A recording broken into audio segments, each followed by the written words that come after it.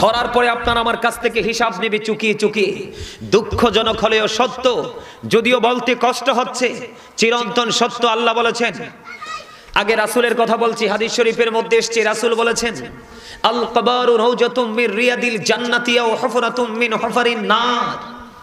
রাসূল বলেছেন কবরটা জান্নাতের একটা বাগান হবে, জাহান্নামের একটা গর্ত হবে। যারা ইমানের সাথে সারাটা জীবন শুধু আল্লাহ রাসূলের গোলামি করে যাবে, তাদের কবরটা হাদিস শরীফের মধ্যে এসেছে, তাকে কবরে রাখতে দেরি সঙ্গে সঙ্গে তার কবরটা দৈর্ঘ্য এবং প্রস্থে 70 গুণ চওড়া হয়ে যাবে। আর মুনাফিক যখন কবরে যাবে, সেই কবরে যাওয়ার সাথে সাথে তার কবরটা এতটা সংকুচিত হবে, আল্লাহ রাসূল বলেছেন মাটিকে আল্লাহ অর্ডার করবে, মাটি তাকে চাপ দেয়। সারাটা জীবন সে বেয়াদবি করেছে, কোরআন হাদিসের আইনকে অমান্য করেছে, আলেমদেরকে ওভারটেক করেছে। আল্লাহ রাব্বুল আলামিন বলতেছেন, join with my dear people, come to my paradise. আল্লাহ বলতেছেন ফাদখুলি ফি ইবাদি ওয়াদখুলি জান্নাতি। আল্লাহ বলে আমার প্রিয় লোকেদের সাথে যুক্ত হও আর আমার জান্নাতে চলে আসো। এটা না শুনে সে পাল্টা কাউন্টার দিয়েছে, এজন্য সে হলো মুনাফিক। কি আল্লাহ বলেছেন ইন্নাল মুনাফিকিনা ফি দারকিল আসফালি মিনান নার, the hypocrites will be in the lowest place of hell. মুনাফিকরা জাহান্নামের একেবারে সর্বনিম্ন স্তরে থাকবে। এটা আল্লাহর কোরআন থেকে প্রমাণ। আমি এখানে আসার কারণ হলো আপনারা রাগ হবেন না খুশি হবেন সেটা আমার দেখার বিষয় নয়। আল্লাহ বলেছেন অকুলু কাউলান সাদীদা, আল্লাহ বলেছেন সে দ্য রাইট থিং, সত্য কথা বলো, সঠিক কথা বলো। আমি সেই ইনস্ট্রাকশন দেওয়ার জন্য আপনাদের কাছে এসেছি। আপনাদের সাথে আমার আজকের প্রেমই হলো আমি যা বলবো আপনারা তা মন দিয়ে শুনবেন, তাহলে আপনাদের সাথে আমার প্রেম হবে।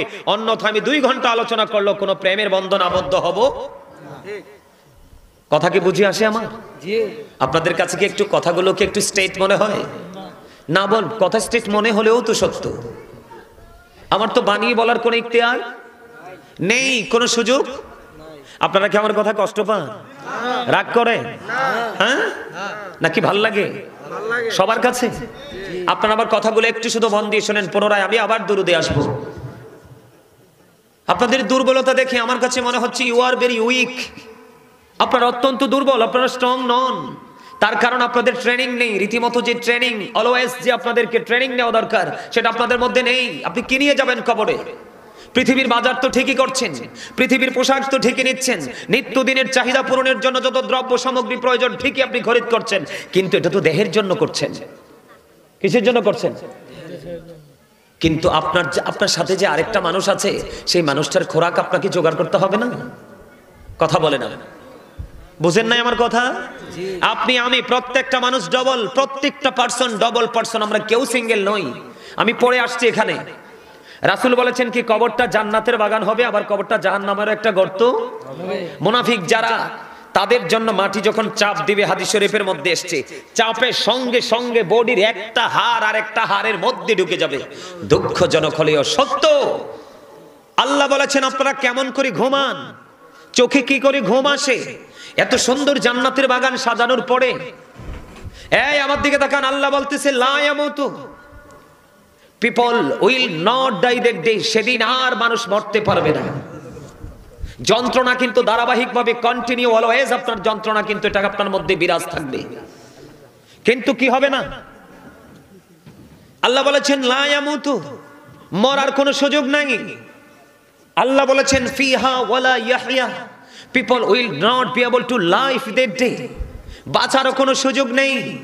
আল্লাহ রাব্বুল আলামিন বলেছেন ওমা হুম আনহা বিগাইবিন, people will not be able to escape that day, সেখান থেকে মানুষ সেদিন অদৃশ্য হতে পারবে না, পালাতেও পারবে না। বুঝেছেন কিছু? তোমরা পিছনে যাও, যাও ওঠো, সব পিছনে, সব পিছনে। তাবারও কাছে নিও, যেই বাচ্চা কাচ্চা ছায়া রাখবেন, যেডি কথা কইব আজকে মাহফিলে, আমি সব ডিরে দেখাই দেবো, একটারও তাবারক দিবা না, ঠিক আছে তো? ওকে, এই মাহফিল কমিটি, আপনারা দর্শক যারা আছেন সবাই এদেরকে ছায়া রাখবেন। যারা কথা বলবে বাচ্চারা, আমরা কাউকে তাবারক দিব না। এবার তোমরা চিন্তা করো, তোমরা কি তাবারক নিয়ে যাবা বাড়িতে, নাকি তাবারক ছাড়া যাবা? কোনটা? মাহফিল শেষে তাবারক নিয়ে যাবা না বাড়িতে? তো তাবারক নিয়ে যাইতে হলে চুপ থাকতে হবে, কথা না বললে। কথা যদি বলো তাবারক দিব না আজকে, আমি নিষেধ করব। ওকে ওকে, ঠিক আছে। আল্লাহ কি কয়? বাঁচতেও পারবো না, মরতেও পারবো না, পালাতেও ওমা কথা কন না কেন? ভয় লাগে? বাঁচারও কি নেই, মরারও পালাবারও তো করবেনটা কি সেদিন? আল্লাহ তো বলছে ধরবে খুব শক্তভাবে, ধরার পরে হিসাব নিবে খুব কুইকলি, খুব তৎপরতার সাথে হিসাব নিবে। করবেনটা কি সেদিন? বন্ধু পাবেন? টেলিফোন নিয়ে যেতে পারবেন নাকি আপনার মেসেঞ্জারে কথা বলতে পারবেন? কোন সুযোগ আছে? বৈজ্ঞানিকরা, পৃথিবীর অ্যাস্ট্রোনমাররা হাজার হাজার লক্ষ লক্ষ মাইল দূর থেকে গবেষণা করে বের করে নিয়ে আসতে পারে মাত্র আপনার বাড়ির আঙ্গিনায় বাঁশ বাগানে 3.5 হাত মাটির ঘর, ওখানে কি হচ্ছে বিজ্ঞান ওখান পর্যন্ত ব্যর্থ। পারছে? কোনদিন পারবেও না, কোনদিন পারবেও না। সেখানে আপনি আমায় যেতে হবে কিনা? আরে আরো দুঃখজনক খবর শুনেন, এই পাপিষ্টদের জন্য খাবার বরাদ্দ করা আছে যেটার নাম কোরআন এসেছে জাক্কুম। বর্তমানে যদি এটার জায়গার নাম কি? সিমরাইল, দলানের পার, কবরস্থান সংলগ্ন বাইতুল মামুর জামে মসজিদের উদ্যোগে সকল কবরবাসীর স্মরণে আজকে প্রথম বার্ষিক সুন্নি মহাসম্মেলনের আয়োজন করা হয়েছে। এই যে কবরবাসীর স্মরণ শব্দটা যুক্ত করা হলো, আপনারা কি একবারও ভাবেননি গ্রামের মানুষ যে কবর তো আমারও যে কোনো মুহূর্তে ডাকতে পারে? কবরের কি কোনো সময়সীমা বেঁধে দেওয়া আছে? আরে কথা বলেন না কেন? কালকে কি খাইছেন, আজকে কি খাবেন সেটা আপনার কাছে জানা নাই। আজকে এখানে আছেন, কালকে কোথায় থাকবেন সেটা জানা নাই। আছে? আপনার এখনের পরে যা আছে সামনে, আপনি আমি তো কিছুই জানি না। তো এত কিছু অজানা থাকার পরে আমরা অহংকার করি কিভাবে? আমাদের মধ্যে প্রাউড ফিল করার যে সেন্সটা আসে কিভাবে? অত্যন্ত আফসোস, অত্যন্ত লজ্জাজনক বিষয়। সম্মানিত উপস্থিতি, এই সিমরাইলের জমিনে যদি বর্তমানে যদি একটা ফোঁটা জাক্কুম পড়ে, কয় ফোঁটা? হাদিস শরীফের মধ্যে যেটা এত বিষাক্ত একটা খাবার, এটা যদি একটা ফোঁটা যদি আপনার এই সিমরাইলের জমিনে এই মুহূর্তে পড়ে, আল্লাহ রাসূল বলেছেন গোটা পৃথিবীর মাটিতে এটার বিষে বিষাক্ত হয়ে যাবে। অসংখ্য অগণিত বার যদি গবেষক এসে সয়েল টেস্ট করে, তারপরেও কিন্তু পৃথিবীর এই মাটিতে কোনো শস্য জন্মানোর কোনো প্রক্রিয়া করতে পারবে না। এই বিষাক্ত খাবারটা যারা পাপী, যারা জিকির থেকে দূরে, জিকির মানে কি জানেন? আল্লাহ রাসূলের স্মরণ। জিকির হলো আরবি শব্দ, বাংলাতে বলা হয় স্মরণ, এটাকে ইংলিশে বলা হয় রিমেম্বার। এই জিকির থেকে যারা দূরে, আল্লাহ রাসূল বলেছেন যারা জিকির করে তারা জিন্দা, যারা জিকির করে না তারা মুর্দা। আপনি আমি মনে করি এই লোকটা জিন্দা আল্লাহ রাসূলের দৃষ্টিতে, এই লোকটা আল্লাহ রাসূলের জিকিরে নিয়োজিত নয়। কোরআন হাদিসের দৃষ্টিতে সেটা অনেক আগেই মরে গেছে, শুধু ফর্মালিটিটা বাকি আছে। কথা বুঝেন নাই আমার? কালকে যে মাহফিল করছি দুটো, গতকালকে প্রোগ্রাম ছিল দুটো, সেকেন্ড যে প্রোগ্রাম করছি চাচা মিনিমাম লোক ছিল 20,000। কত হাজার? এর মধ্যে ম্যাক্সিমাম ইয়াং। মুরব্বিদের চাইতে আলোচনা শোনার যে এক্সপেরিয়েন্স সেটা ইয়াংদের মধ্যে ছিল। আপনাদের গ্রামের ছেলেরা কোথায়, কি করে ওরা? রং তামাশা, মোবাইল, তাই না? কথা কয় না। আরে ভাই হেসাটা আপনি না বললেও তো হেসা, মিথ্যাটা আপনি স্বীকার না করলেও মিথ্যা। আমি কি ভুল বলছি? এখনকার যুগে শুধু আপনাদের এলাকায় না, গোটা বাংলাদেশের বর্তমান যুবকরা এবং যুবতীরা ম্যাক্সিমামই 2-4 জন ছাড়া ম্যাক্সিমামই ইহুদি কালচারে রঙে রঙিন হয়ে গেছে। মাথা থেকে পা পর্যন্ত ইহুদিদের নমুনা, সকাল থেকে বিকেল পর্যন্ত ইহুদিদের সংস্কৃতি চর্চা। এই যে আপনারা মুরব্বী মানুষ, এই যে মুরব্বীরা আছেন, আমি আপনাদেরকে খুশি করার জন্য বলছি না, আপনারা সরল মনা মানুষ, কিন্তু তারপর আপনাদের সিনায় যে প্রেম আছে সেটা রাইট প্রেম। এই মুরব্বী মানুষগুলো পৃথিবী থেকে চলে যাওয়ার পরে পৃথিবীকে বেশি দিন টিকিয়ে রাখা সম্ভব হবে না। তার কারণ ইসলাম যখন পৃথিবীতে প্রবেশ করেছিল তখন ইসলামটা গরিব ছিল, গ্রহণ করার মানুষ ছিল না, তখন পৃথিবীর অবস্থা ভালো ছিল না। আবার যখন ইসলাম গ্রহণ করলো মানুষ, পৃথিবী কিন্তু সোনালী রঙে ভরে গেল। আবার যখন ইসলাম গরিব হতে চললো, পৃথিবীর অবস্থা কিন্তু অবনতির দিকেই শুধু চলছে, তাই না? কথা বলেন না কেন? ইসলাম কিন্তু আজকে গরিব, বিশ্বাস করেন না? ইসলামের দিক দিয়ে গরিব। চুল কাটার স্টাইল ইহুদিদের স্টাইল, দাড়ি রাখার স্টাইল ইহুদিদের স্টাইল। এই যে ছেলেরা এখন জিন্স প্যান্টটা পরতেছে, আমি চ্যালেঞ্জ করে বলতে পারবো কোরআন হাদিসের দীর্ঘ গবেষণা থেকে বের করেছে এটা টোটাল একজন ইমানদারের জন্য নাজায়েজ। কারণ ইমানদারের পোশাকটা উপর দিয়ে থাকতে হবে নাভি বরাবর, নিচে দিয়ে থাকতে হবে টাকনুর উপরে। এখন এটা উপর দিয়েও নাভির নিচে, নিচে দিয়েও টাকনুর নিচে, দুই দিক দিয়ে আল্লাহর আইনকে অমান্য করা হয়েছে। এগুলো কি ইহুদিদের কালচার না? ইসলামের রং থেকে দূরে সরে যাওয়া না? এই জন্য আজকে মাহফিলের অবস্থা, আস্তে আস্তে মাহফিল গুলো হবে না। মানুষ মনে করবে মাহফিল দিয়ে লাভ হবে কি, এই সেন্স তাদের মধ্যে ঢুকবে, কারণ তারা না ইহুদি রঙে দিন দিন বেশি ঢুকে যাচ্ছে। আমার কথা আপনারা বুঝেন? যেটা বলতে চেয়েছিলাম, খাবারটা একটা হলো জাক্কুম। হাদিস শরীফের মধ্যে এসেছে পাপীদের জন্য আরেকটা খাবার বরাদ্দ করা আছে, যেটাকে হাদিস শরীফের ভাষায় বলা হয় তিনাতুল খাবার। ইয়া রাসূলুল্লাহ, ইয়া হাবিবাল্লাহ, নবী গো, ও প্রাণের নবী, তিনাতুল খাবারটা কি গো নবী? আমার নবী একটা ডাক দিয়ে বললেন, এই তিনাতুল খাবারটা একটা জাহান্নামী জাহান্নামের মধ্যে পচে যাবে, লিকুইড হয়ে যাবে, দুর্গন্ধ হয়ে যাবে। জাহান্নামের পরিবেশ অত্যন্ত ভয়ঙ্কর। ও বন্ধু, এই যে পচে যে লিকুইড হয়ে যাবে, ওই লিকুইড খাবারটাই, লিকুইডটা একটা জাহান্নামীর বডি পচা লিকুইড, আর একটা জাহান্নামীর জন্য খাবার হিসাবে প্রস্তুত করা হচ্ছে, ওটার নামই হলো তিনাতুল খাবার। ইয়া রাসূলুল্লাহ, এই তিনাতুল খাবারটা রক্তপুঞ্জ, একটা জাহান্নামীর পচা রক্তপুঞ্জ, আর একটা জাহান্নামীর জন্য খাবার হিসাবে বরাদ্দ। আরে নাউজুবিল্লাহ বলতে পারলেন না? নাউজুবিল্লাহ মানে নোংরা খাবার থেকে বাঁচার দরখাস্ত করা। কি করা? বেঁচে থাকার জন্য, এই নোংরামি থেকে বেঁচে থাকার জন্য আল্লাহর কাছে সাহায্য প্রার্থনা করা। আরে জোরে বলেন না নাউজুবিল্লাহ। আপনারা কি অসুস্থ? আমার তো মনে হয় অসুস্থ। সুস্থতা কাকে বলে, অসুস্থতা কাকে বলে এটাই তো বুঝেন না, এই জন্য তখন সুস্থ, কিন্তু আওয়াজে বোঝা যায় অসুস্থ। দুটো খাবার পাইলেন, কিন্তু খেতে হবে, বাঁচারও সুযোগ নাই, মরারও সুযোগ নাই, পালিয়ে যাওয়ারও সুযোগ নাই। করবেনটা কি? এই দুনিয়াতে আমরা কিন্তু পানি না খেয়ে থাকতে পারি না, পারি? কথা বলেন, পারি? জাহান্নামী যারা, পাপী যারা, তাদের জন্য পানি বরাদ্দ করা আছে। এত তত্ত্ব গরম পানি হাদিস শরীফের মধ্যে এসছে, মাথা দিয়ে ঢাললে এটা পেটের মধ্যে ঢুকবে। পেটের মধ্যে ঢোকার পরে সে তো জিন্দা, মরাতন মরতে তো পারবে না। আল্লাহ রাসূল বলেছেন, দুই রানের মধ্যখান দিয়ে তার ভিতর থেকে সবকিছু জুসের মতো লিকুইড হয়ে বের হতে থাকবে।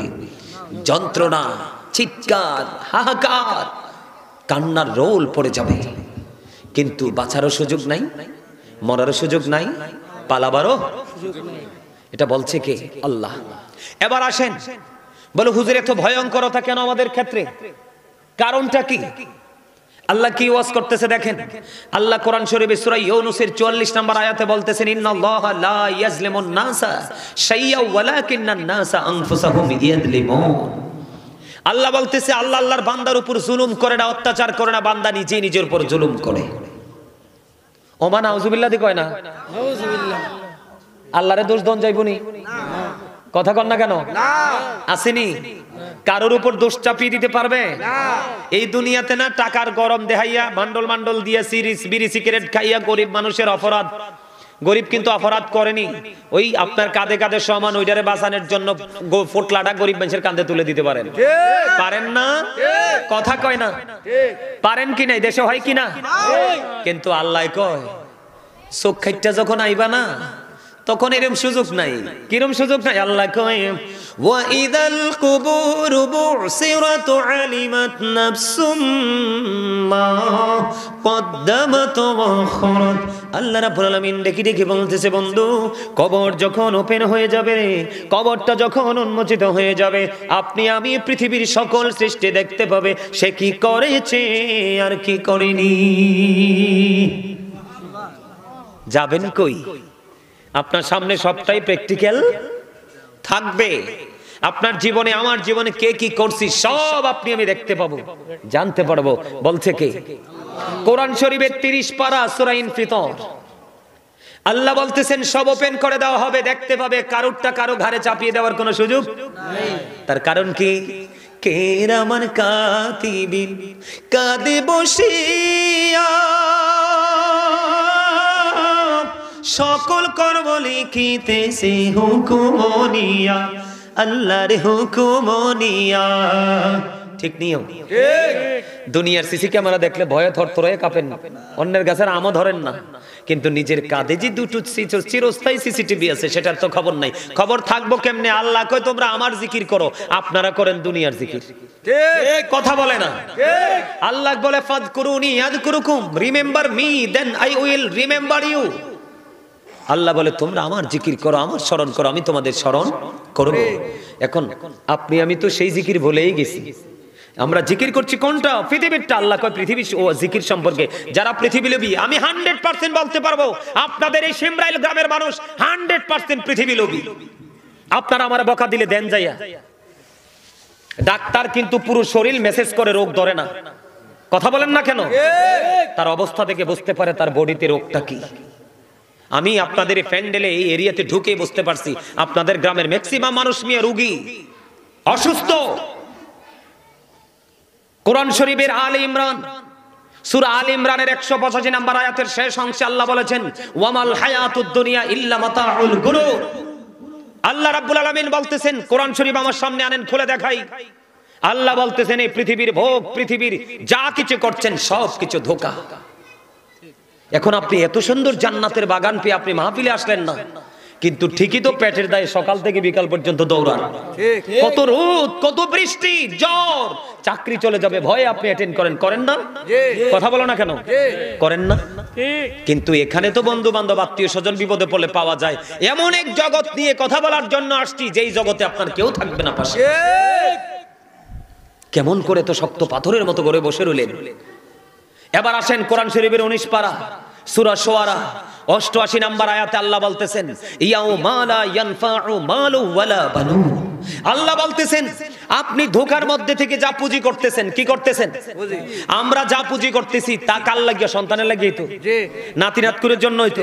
কোরআন শরীফের 19 পারা সূরা 88 নম্বর সূরা শুআরার 88 নম্বর আয়াতে আল্লাহ বলতেছেন তোমার এই ধন সম্পদ সন্তান সন্ততি কাল হাসরের দিন একটাও কাজে লাগবে না। মিয়া একটু চিন্তা করেন, একটু ভাবেন। অল মেন উইল ডাই, সকল মানুষকে মরতে হবে। মৃত্যুকে এড়িয়ে যেতে পারবেন আপনারা? আমার কাছে মনে হয় শিমরাইল গ্রামের মানুষ অনেক ধনী।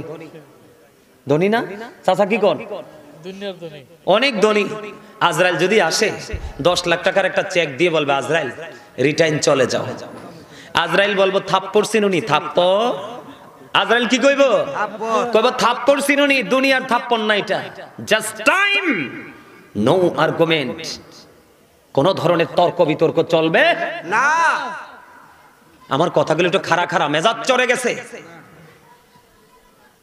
মিয়া দুনিয়ার অবস্থা একেবারে ধ্বংস, আপনি ঘরে বসে রয়েছেন। চাচা এটা কি আমাদের জন্য লজ্জার না? গাছে গাছে বড়ই পাইকা রয়েছে, একবারে হলুদ, কামড় দিয়ে দেখি পুরাটাই পোকা। 10,000 ফুটার 10,000 ফুটার চাচা 3.5 মাইল লম্বা। আরে হেসাই তো কইছেন, কই কোন দিক থেকে কইতেছে শিমরাইল শিমরাইল। আরে আমরা শিমরাইল যাব, কই শিমরাইল? কই এটা শিমরাইল। আবার আইয়া কইছি এটা কই এইটা শিমরাইল। আবার আইয়া জিগাইছি গারে ক্লাসে কই শিমরাইল। এত বড় গ্রামের মানুষ কই মারা গেছে? ওই আমার চাচা কই যে দূরাইছি, আর নাকি দূরাইছে উত্তর ফাইল। তবে আপনারা যারা আসছেন আপনাদেরকে মোবারকবাদ জানাই। আপনারা হচ্ছেন সত্যিকারের যোদ্ধা। এখন কিন্তু লাঠি ছোটা নিয়ে যুদ্ধ করার দরকার নাই। ইসলাম নিয়ে ওই 61 হিজরিতে ইমাম হোসাইন মুক্ত করে দিয়ে গেছে। কথা বলেন না কেন? ওই যুদ্ধে আমরা মুক্ত হয়েছি না? এখন শুধু রুহের যুদ্ধের খেলা। আপনারা আজকে রুহের সাথে যুদ্ধ করে, আত্মার সাথে যুদ্ধ করে বিজয়ী হয়েছেন। আমার দিকে তাকান। কেন বিজয়ী হয়েছেন জানেন? আল্লাহ কোরআনে বলতেছে ইন্না কাইদা শাইতানি কানা দাঈফা। আল্লাহ বলতেছেন শয়তান ডিসিপশন ইজ ভেরি উইক। শয়তানের ধোঁকা মুমিনের জন্য একেবারে দুর্বল। হাজার চেষ্টা করে মুমিনকে পবিত্র কাজে শয়তান আটকাতে পারে না। আজকে আপনারা মুমিনদের দপ্তরে আল্লাহ কবুল করে নিক। সকলে বলুন আমিন। আমিন। আর জোরে বলুন আমিন। নারে তাকবীর, আল্লাহু আকবার। নারে তাকবীর, আল্লাহু আকবার। নারে ইসালাত, ইয়া রাসূলুল্লাহ। নারে ইসালাত, ইয়া রাসূলুল্লাহ। আলহামদুলিল্লাহ বলুন। আজরাইল আসলে ফিরানো যায়? চলে যেতে জীবনে চাচা কত লাশ জানা যায় গেছে, হাঁটু পানিতেও লাশ রাখাইছি।